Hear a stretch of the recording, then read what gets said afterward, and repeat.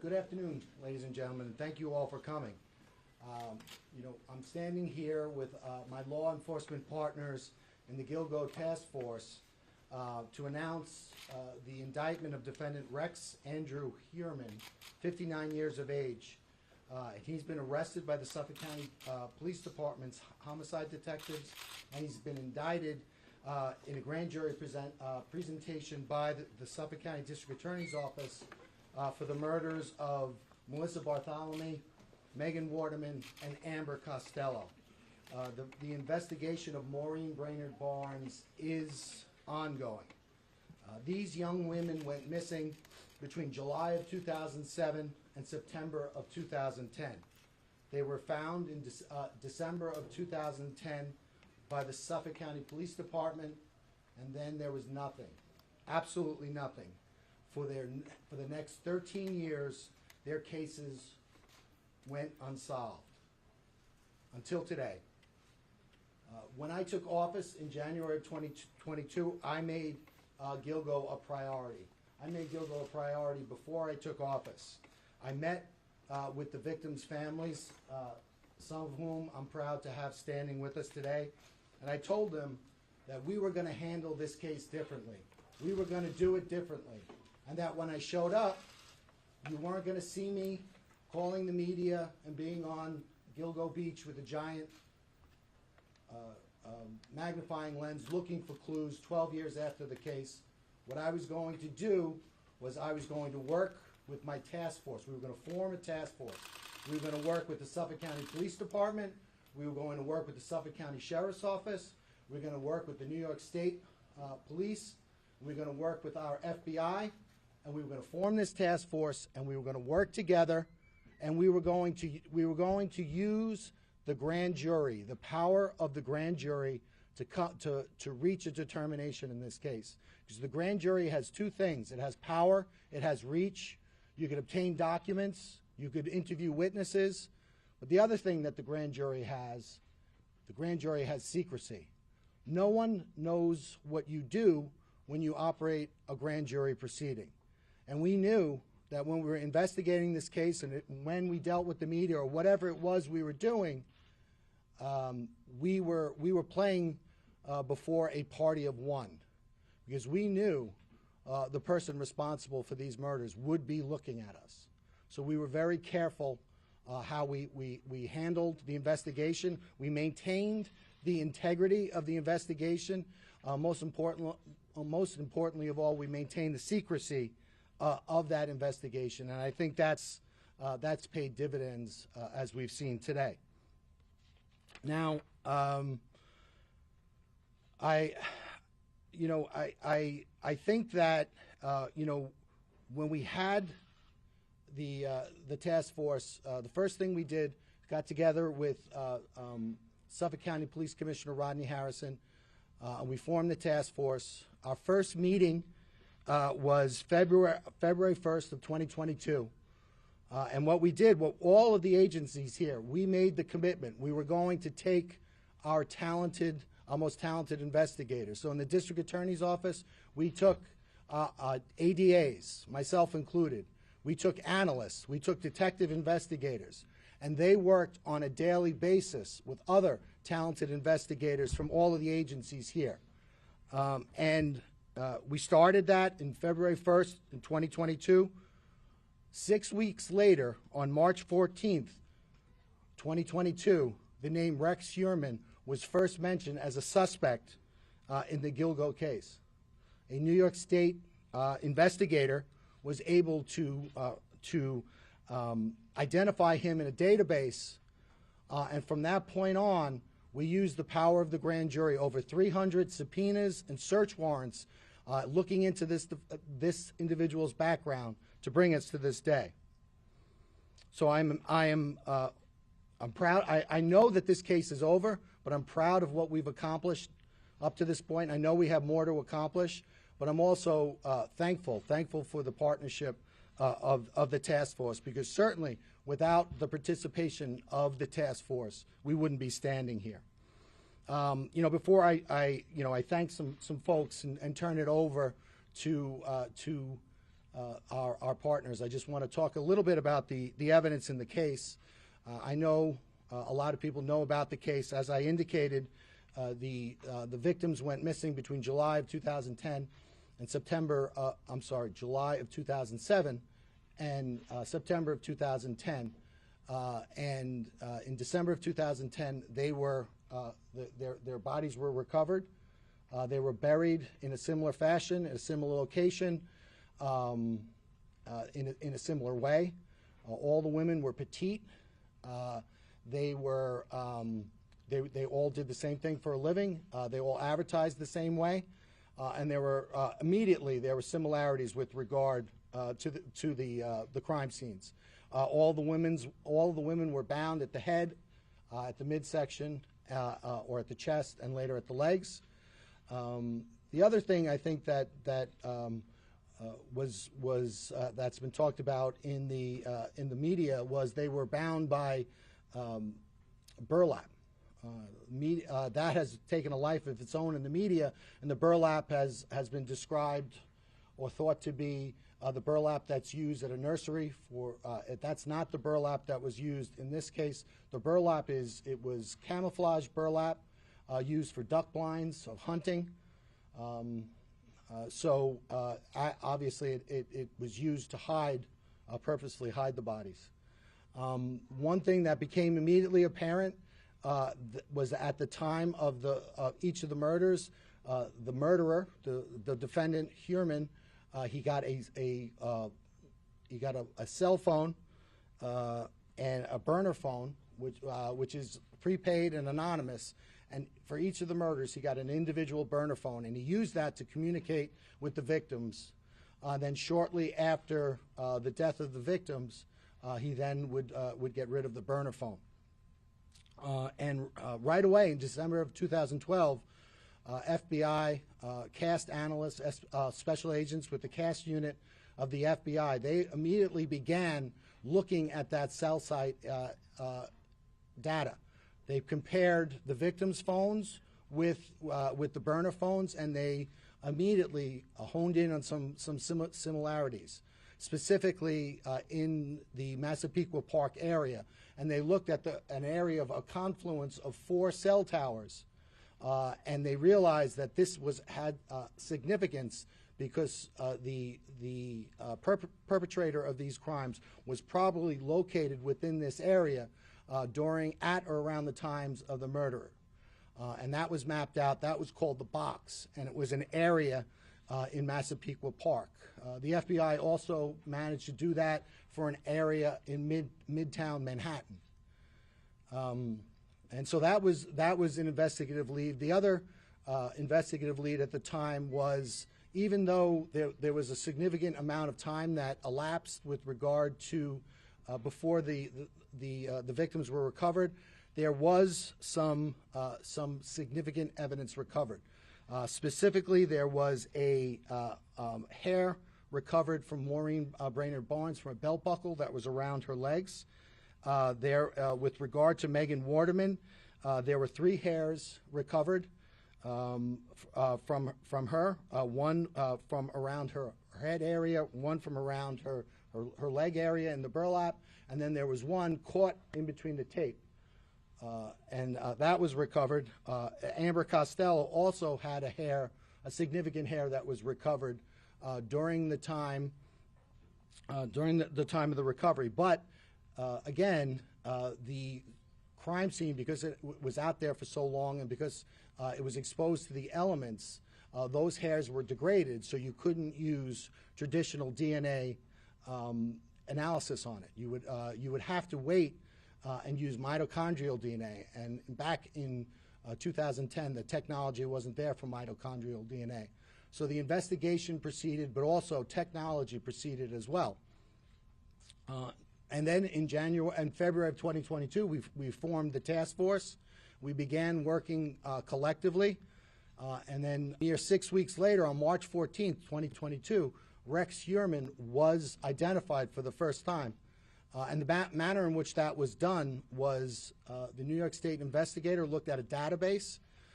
Amber Costello, the day before her disappearance on September 1st, 2010, she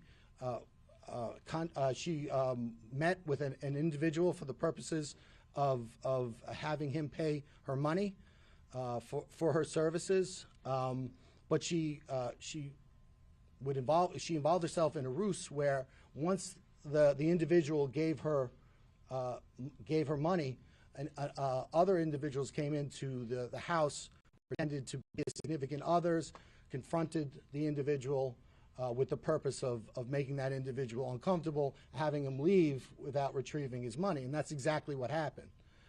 So that individual was identified as a person who was between 6'4" and 6'6", a large man, thickly built, not necessarily overly muscular, but just a naturally big person with glasses, white, and dark hair. Also of significance was that the fact that he was driving a dark-colored black first-generation Chevrolet Avalanche with a very unique feature that was between it was a pickup truck, so it was between the cab and the bed, and that was identified. Again, that was back in 2010. But it wasn't until March of 2022 that database was searched by the task force, and this individual was identified. That individual was Rex Heuermann, the defendant. And right away there were some commonalities that came right to the fore. Rex Heuermann, 6'4", largely a large person, not necessarily muscular, but a very physically large person. He has glasses. He has the dark hair, and also of particular note, he owned at the time that first generation Chevy Avalanche. But there was more. He lived at 105 First Avenue, which was located within that box area that the FBI first discovered in 2012. But there was more.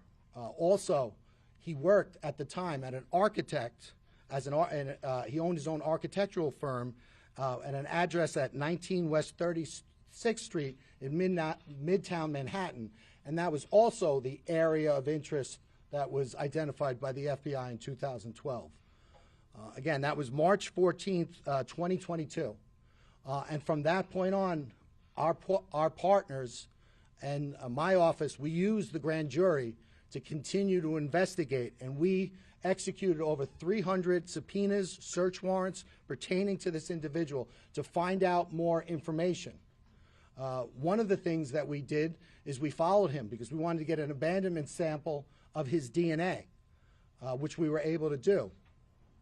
We also got DNA samples, abandonment samples from his family. And then we went back and we got mitochondrial DNA testing. And with regard to, there's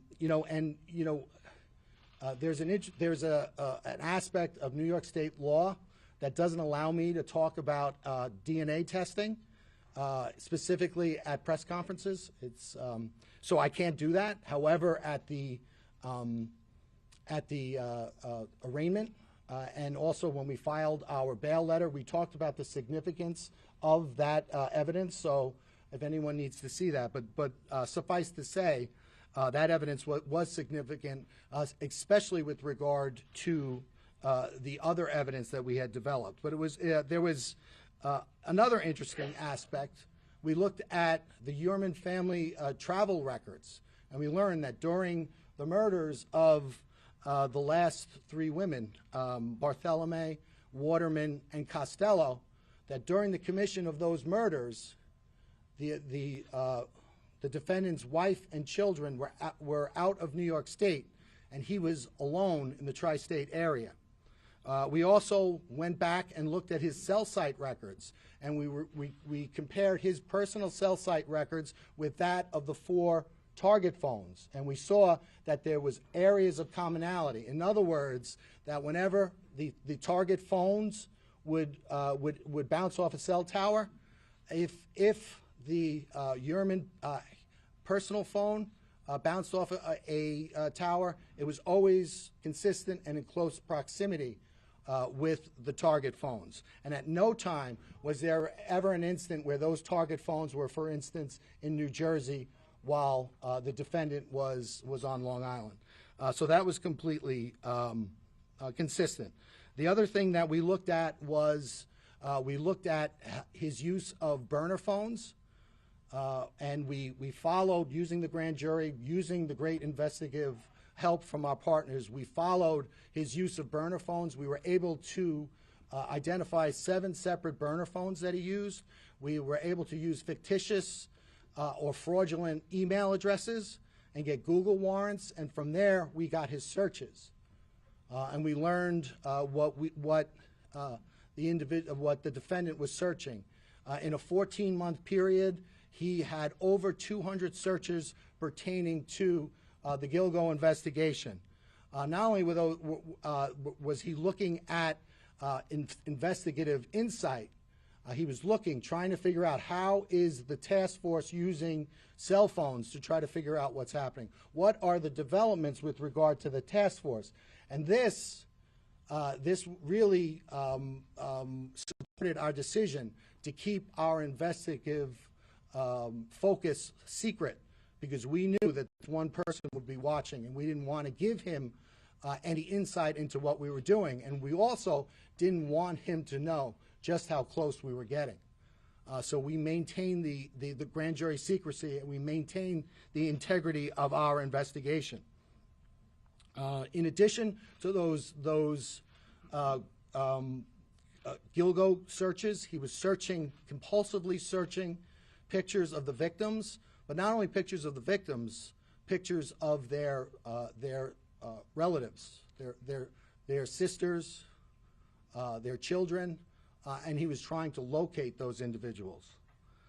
In addition to that, there was a lot of torture, porn, and what you would consider,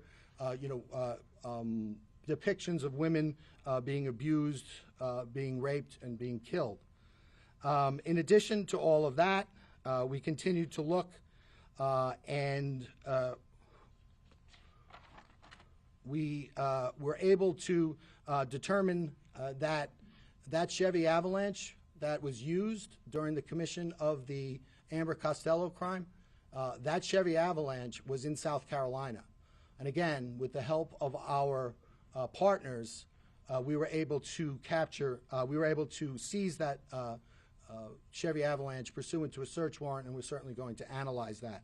In addition to that, pursuant to the arrest of the defendant last night by the Suffolk County Police Department, we obtained one of his burner phones, his last burner phones. As I said, this case is not over, it's only beginning. We're continuing to execute search warrants, and we anticipate getting more evidence.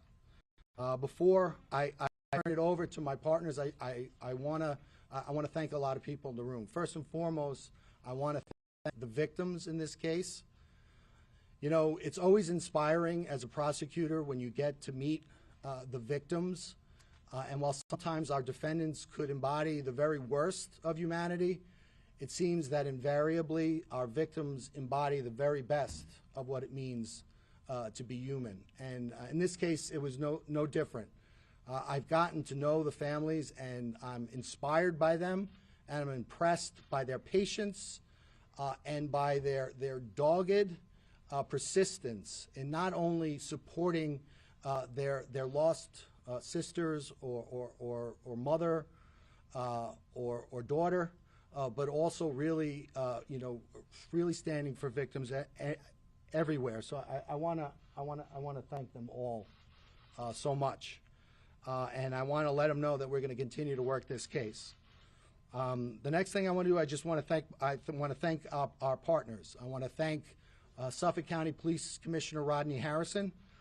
We said it was a change, and when we talked about, not going before the media, if you see, Rodney did go before the media, but it was always in a very controlled manner, and it was always with a controlled purpose. Again, we did that because we knew we were playing before an audience of one person.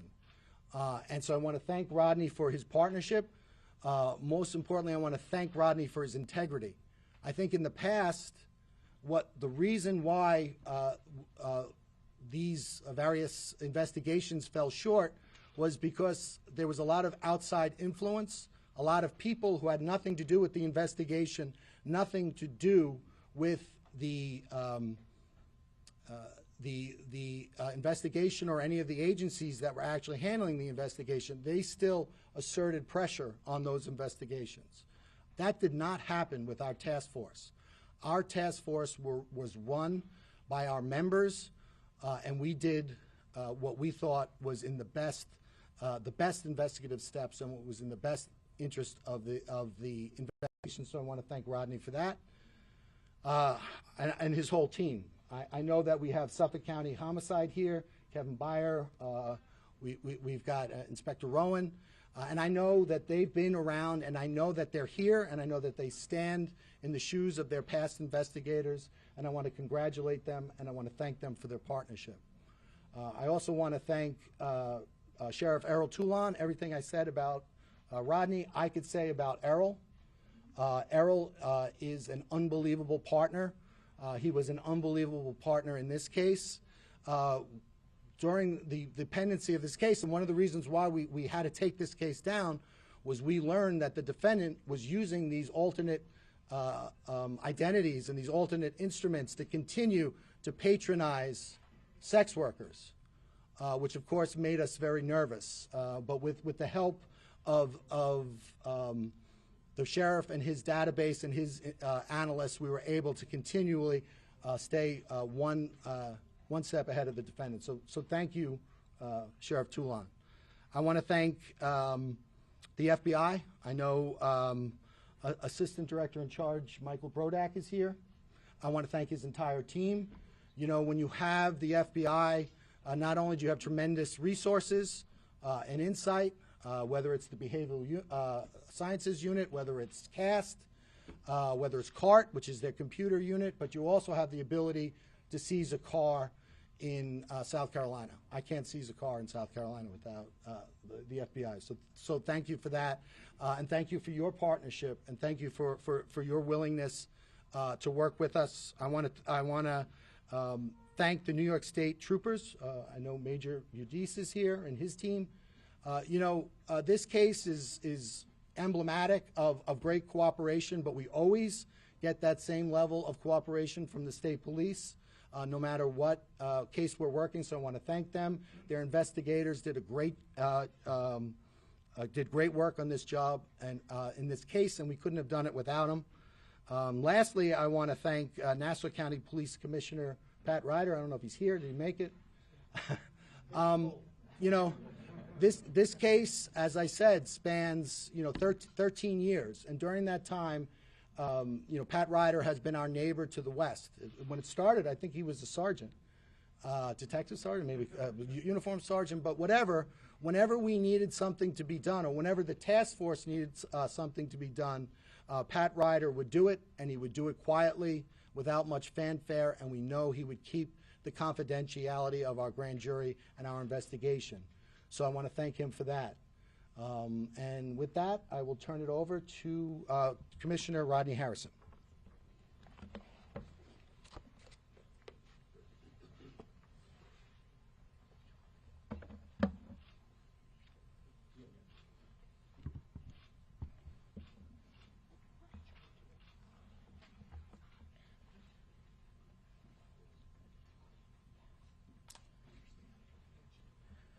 Good afternoon. Today is a good day. And before I acknowledge the individuals that had a role in getting to this place, I would first and foremost like to offer my deepest condolences to the family members. To the family members of Amber Costello, Melissa Bartholomew, Megan Waterman. I can only imagine what you had to endure over the last decade regarding knowing that your killer was still loose. God bless you.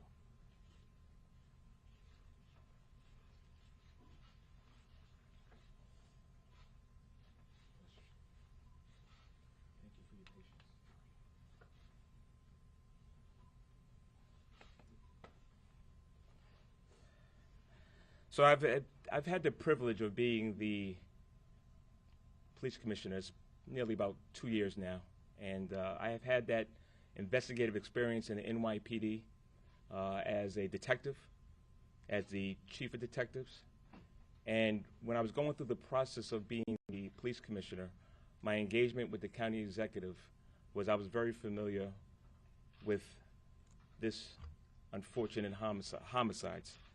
And I wanted to let it be known that this was going to be our #1 priority. But I also want to make this very clear, that this arrest was made by the investigators assigned to the task force. I announced during a press conference 18 months ago about a new team effort that was going to investigate the homicide, and that was going to consist of people from Ray Tierney's office, from Mike Broddock, FBI. Mike, thank you so much. State Police, Steve, appreciate your support. Dr. Earl Talon, Jr., thank you, sir. As well as the investigators from the homicide detectives in Suffolk County. Gentlemen, thank you for all you've done, working together with us, making sure we are here today. I also want to thank my partner, Pat Ryder. Pat, good seeing you, man. And former NYPD Police Commissioner, Keyshawn Sewell, for providing resources to assist in the investigation that brought us here today.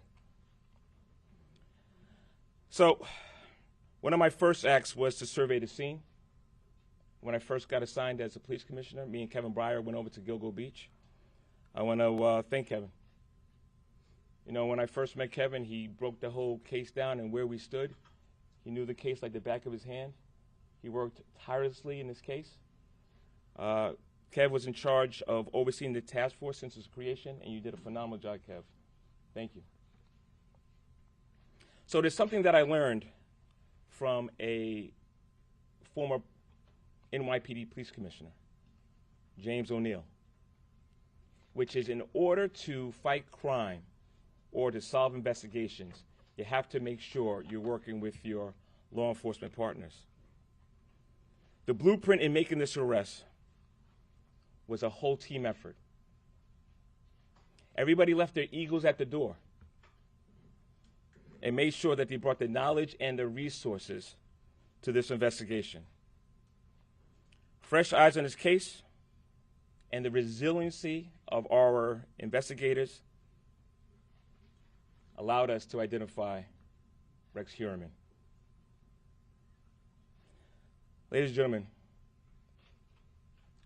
Rex Heuermann is a demon that walks among us, a predator that ruined families. And if not for the members of this task force, he would still be out in the streets today. However, even with this arrest, we're not done. There's more work to do in this investigation regarding the other victims of the Gilgo Beach bodies that were discovered. I'm going to encourage anybody that still has information, call our Crime Stoppers hotline, 1-800-220-TIPS. I want to recognize and thank my Chief of Detectives, John. Thank you for your great work. Deputy Police Commissioner Anthony Carter, both of you who provided update information regarding the case and let it be known if there was any resources that they needed that you brought it to my attention. Since the discovery of the first victim, there's been a lot of scrutiny and criticism regarding how this investigation was handled. I will tell you this, the investigators were never discouraged. They continued and uncovered evidence and followed leads. They never stopped working and will continue to work tirelessly until we bring justice to all the families involved. Last but not least, I want to thank my predecessors that came before me, the work that they did. I want to thank them for really laying the foundation that helped us get to here today. Thanks, Ray.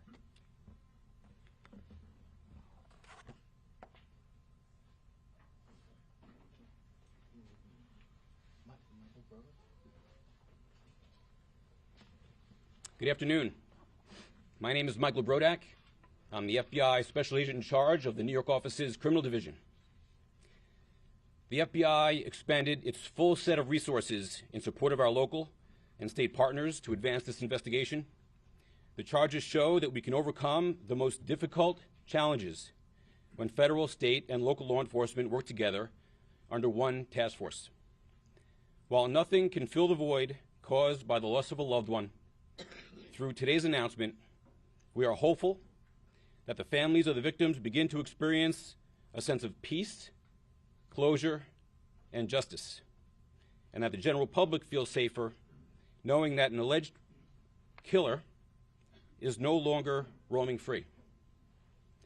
The actions taken today should serve as a reminder that the FBI, along with our law enforcement partners, will continue to be resolute in our determination to bring all offenders to justice, no matter how many years has passed. I would like to thank Suffolk County District Attorney Ray Tierney and his prosecution team, Suffolk County Police Commissioner Rodney Harrison and the Suffolk County Police Department, the New York State Police, and the investigators and staff of the FBI New York Field Office, including the Long Island Violent Crime Task Force. Thank you.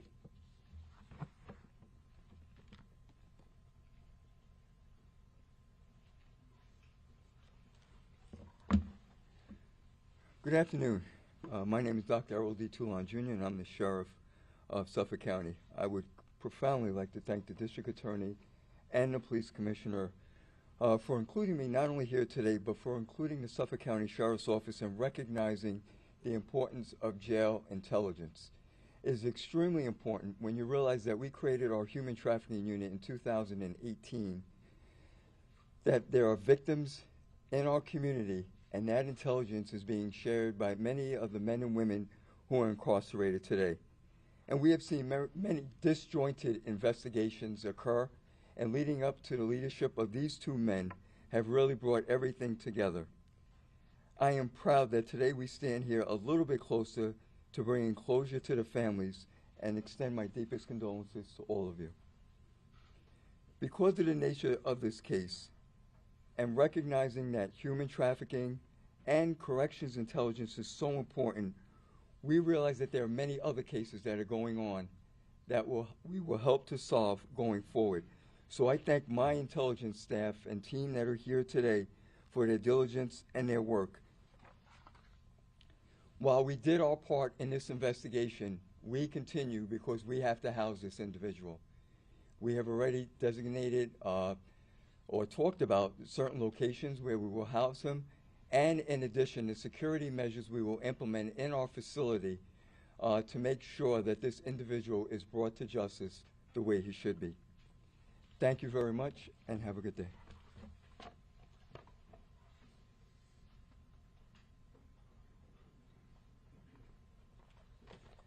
Good afternoon.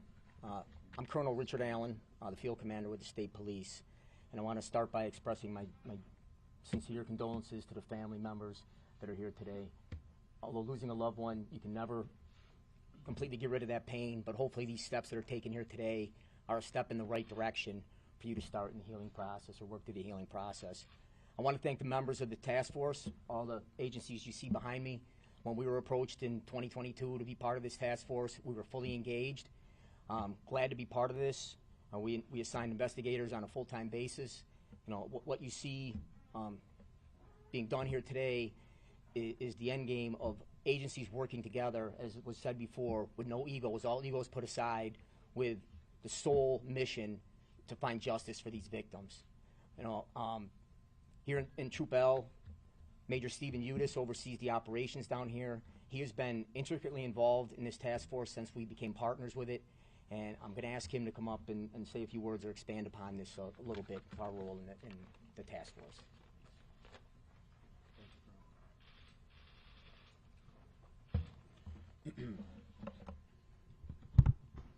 Thank you, Colonel.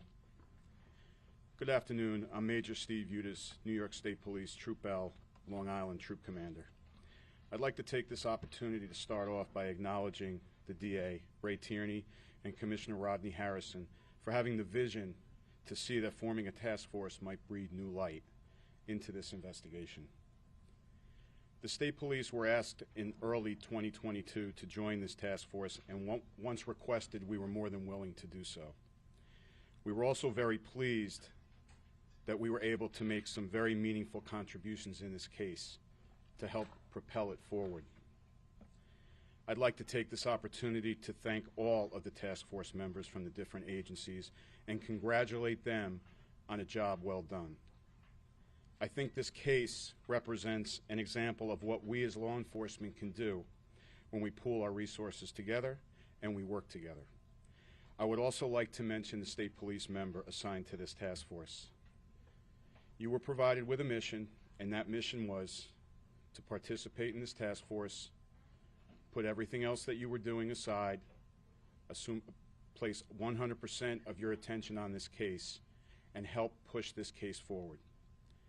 You more than accomplished that mission. I congratulate you on a job well done, and I commend you for your outstanding work. To the families, I'd like to say that on behalf of myself and the New York State Police, we offer you our deepest condolences. We recognize that these crimes may have happened years ago, but that pain continues.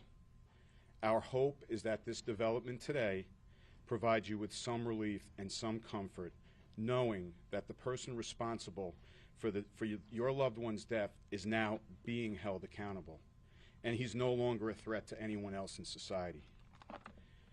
I want you to know, additionally, that the state police is not done here.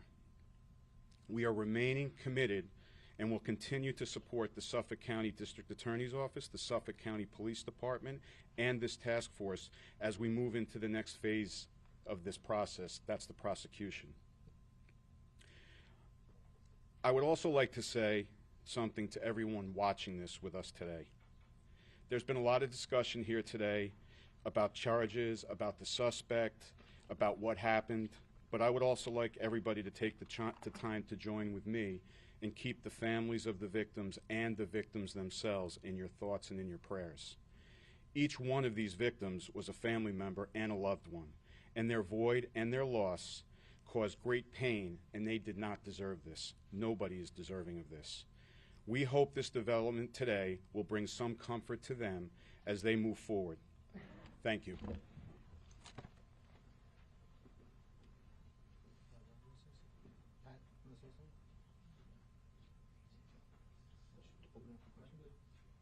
Does anybody have any questions? DA, in court you said that the investigation had to be cut short at one point because of, I think you were fearing the defendant to flee, but more importantly, the safety of people in the community. Can you just explain that more here? You know, sure. Before I do that, I'm standing back there. I realize I didn't thank my own team. So I want to thank my chief investigator, Rich Zacharis, who is I am so lucky to have. I want to thank Nick Santamartino, ADA Nick Santamartino, ADA Michelle Haddad, ADA Andrew Lee. I also want to thank my chief assistant, Alan Bodie, and I want to thank all of the incredible analysts that we have working for us at the Suffolk County DA's office. So having said that, I'll now answer your question. You know, I think that there was a tension in the task force, and it was a good tension because, you know, there's a tension between getting the evidence necessary to charge somebody, but also keeping the public safe, and that's the tension that we always deal with. So as we were working forward, and you know, we had Suffolk County PD, we had the FBI surveilling the defendant. Obviously, that can't be all the time, but we were reasonably assured with that. But this individual was a person that continued to patronize sex workers at all hours of the night. He continued to use fictitious email addresses, fictitious identities, burner phones. And so as we worked through the case and we got closer and closer, all of a sudden, and we built the evidence, suddenly the balance tips in favor of public safety. So, I think we all wanted as a task force to continue it, but I think collectively we felt that it was time to strike that balance and to take him off the street. So that's what we did. Yeah, I see that you have some of the family members gathered here today. Could you introduce some of them, and if they wanted to say anything about the news? I don't believe they. Does anybody want to say anything? No, they're here. They're. I could tell you they're the Waterman, Barthélemy, and Brainerd Barnes family members, but they're here. They're here first and foremost to support their loved ones, and we're happy and grateful to have them here. Are you looking at any other people? Do you believe that there are multiple people responsible for the remains for the murders? This portion had to deal with the deaths of these 4 young women, and that's what we focused on. That was what the grand jury investigation was focused on. I talked about the commonalities, and the commonalities, all of those commonalities that we talked to were unique to these 4 separate cases. So that's what we're working on. I think the other members of the task force said, we're going to continue, and continue to work and investigate and try to get a small measure of closure for all the victims' families. But for right now, this defendant, it's this defendant with these 4 victims. So the other remains, is there a relationship between the interim and the other remains, other than the 4 women? I'm here to talk about what we did with regard to these 4 victims, and as I open my address by talking about the need to maintain investigative secrecy. So we are going to maintain that investigative secrecy, and when I talk about other individuals and other cases, it will be after they have handcuffs on. You mentioned that there was a New York State officer made the link with Herman. He looked at data, and that's when Herman came up shortly after the task force. Can you explain that? Can you talk a little more about that? So, I mean, we talked about some of the evidence that was there. Obviously the cast, that phone evidence was great evidence. And then there were other commonalities, there were other investigations. But I think one of the good things about having a task force is basically you strip it all down.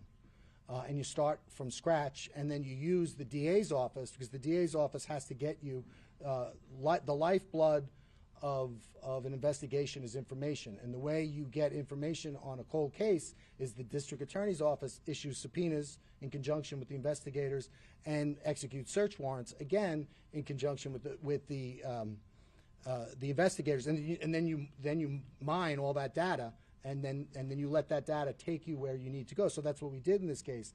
And 6 weeks in, the break in the case, a significant break in the case, was the avalanche and the fact that this guy, he was described by witnesses as an ogre. He matched the description of the ogre and where he lived. Was the avalanche the link there? Was that what jumped out? Well, I mean, it was a lot of things, right? It was his physical size.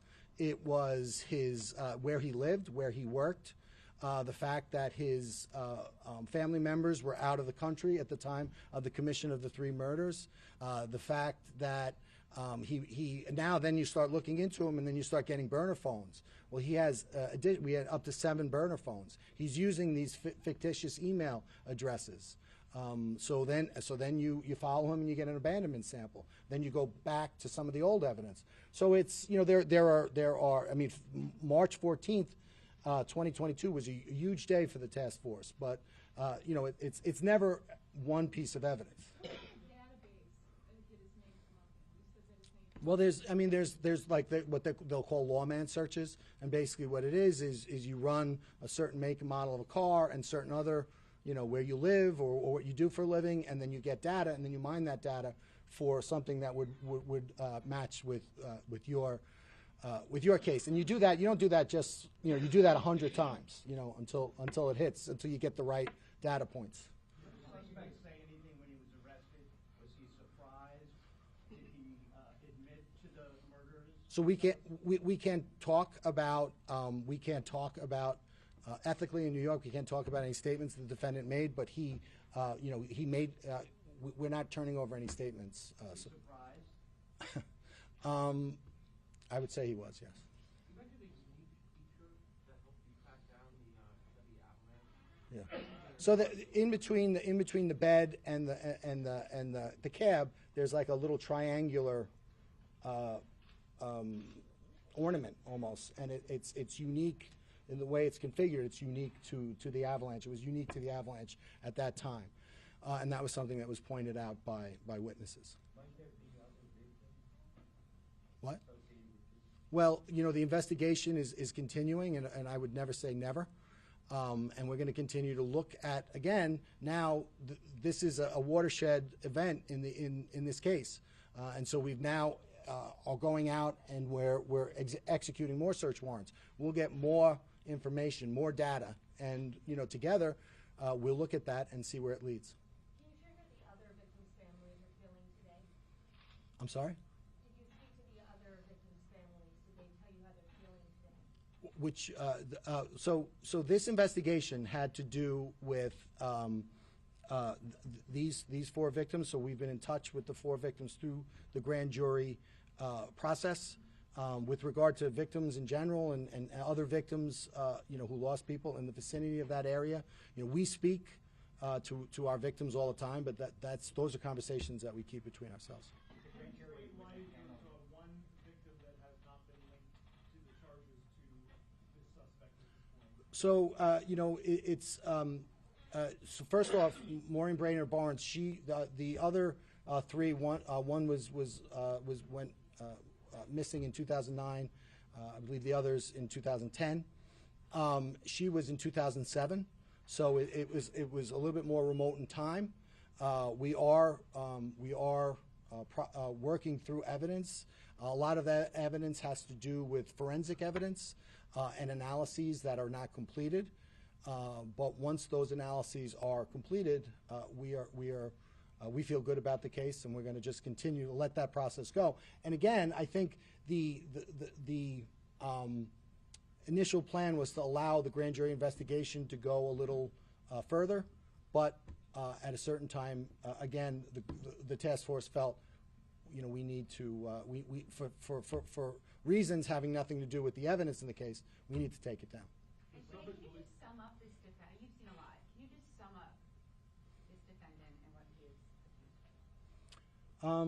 He's, it's as a prosecutor and as investigators, he is charged with a crime. There are certain elements in which we need to prove that crime. We are going to prove those elements. We're going to work hard. We're going to convict him, and we're going to hold him responsible for what he did. And whether, what I think of him personally, whether I like him, whether I don't like him, doesn't matter. We are going to hold him responsible for what he did in this case. When was the grand jury in panel, and is it concluded? The grand jury is it's secret, and we're going to keep it secret. But we have an investigation, and it is continuing. There was a belt that was presented publicly by the Suffolk County Police Department a few years ago with initials on it. I think one of the initials appeared to be MH or WH or something along those lines. Obviously, this guy's got an H in his name. Sure does. Can you talk about that? I mean, he has an H in his name. He has, so it's, what was it, HM? Or WH? Yeah, so he's got an H in his name, and other relatives in his family have a W in their name. What that means, I don't know. And can you talk about alleged why? Alleged motive? Why? I think that when you look at his internet searches, I think that provides a little insight into his state of mind. And again, we don't have to prove motive. We have to prove the elements, and that's what we're going to do. You said that he was continuing to neutralize sex workers and police. I mean, how did you guys feel comfortable ensuring that you weren't, putting these women at risk? Well, you said women. With regard to the sex workers, what we did was we had him under surveillance. We had other means of monitoring him. And again, it's a process, and that process is you have to balance the ability to find enough evidence to charge him and hold him responsible with the balance of keeping the public safe.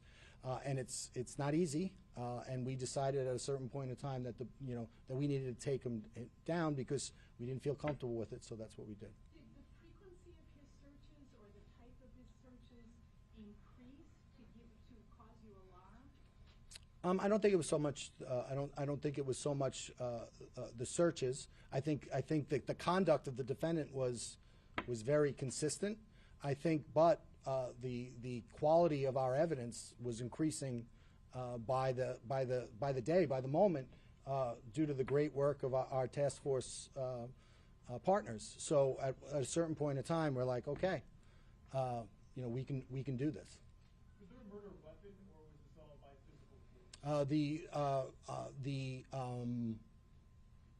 I believe the cause of death is homicidal violence. Obviously, given the length of time and the exposure to a very harsh environment, forensically there was not not a lot that could be done with the remains, other than come to that conclusion. He owned 92 guns. It was said at the arraignment that He has permits for 92 guns. He has a very large safe in which guns are kept. We are continuing to execute search warrants, so I'm sure we'll have that answer shortly. There's quite a large gap between when he last defended and his arrest. Is there any concern that he committed any other crimes in that time period before the task force was set up? I'm sorry? Is there any concern that obviously he last was known to commit a crime in 2010 and it's now 2013? The task force was set up in 2022. That's quite a large gap. Is there any concern? I think there's always concerns. I think I got into office in January 22. We worked with our partners. We had our first meeting February 1st, and we worked. And March 14th was really that watershed day. And when I tell you, I'd like to brag and say that my office was really working hard, which we were, but no other agency was working any less hard than we were. Once we realized what we had and we realized the stakes, all of our partners really worked. I think if you look at the folks standing here, I don't think that, in the last 48 hours, any of us have gotten more than 3 hours sleep. Running mooring burn-on barns.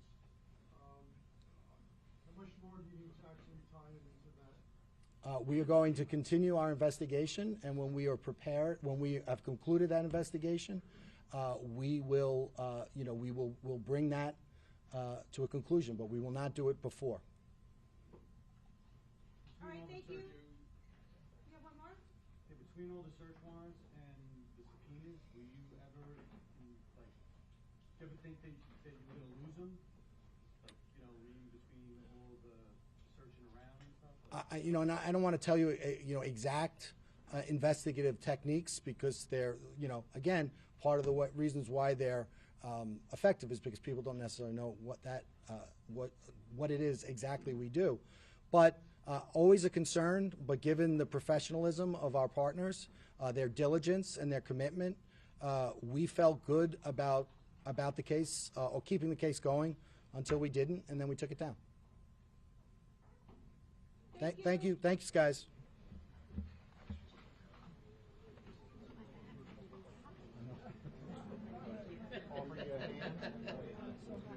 Now, yeah, it's over now. We'll go rest my foot. It's hot in here, boy.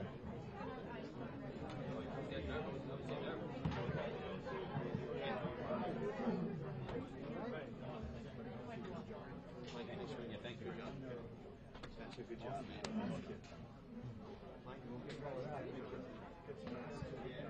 Boss?